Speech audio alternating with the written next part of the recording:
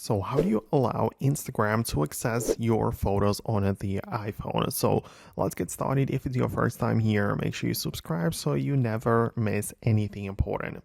So if you're using Instagram for the first time, you have to get inside and make sure that you are signed in and everything. And then what you have to do is just to go to a place or situation within the app where photos access is required. So most likely it's going to be when you click the plus button and go to the creation page where you create a post or reel or whatever, and the phone will try to access your photos. So if it's for the first time, you're going to get a pop-up asking you if you want to allow it or don't allow it, right? So you can choose allow right away. But if you don't get the pop-up anymore, what you have to do is to leave the Instagram app, check out the main settings app of the iPhone, and scroll to find the privacy and a security section. And in here, you basically control all of the individual aspects of your phone and which third-party app can access it.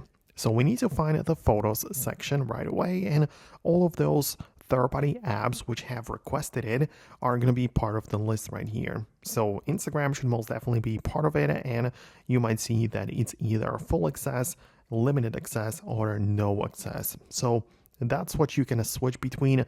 Obviously, if you don't really want to worry about it anymore, just click on full access, confirm it, and you're good to go. But if you are looking for a middle option, you can go with the limited access, where you specifically decide which photos and videos the app can actually access, right? So I know a lot of people who just click on the unlimited access and choose the collection. So no, not really individual photos, but they click on collections and choose one album which the Instagram app can access, right? And you know that every photo that you put into that album will be accessible by Instagram, right? So you're not sharing your whole library with the app, only selected photos, right? So that would make sense if you want to be a little bit more cautious about your privacy.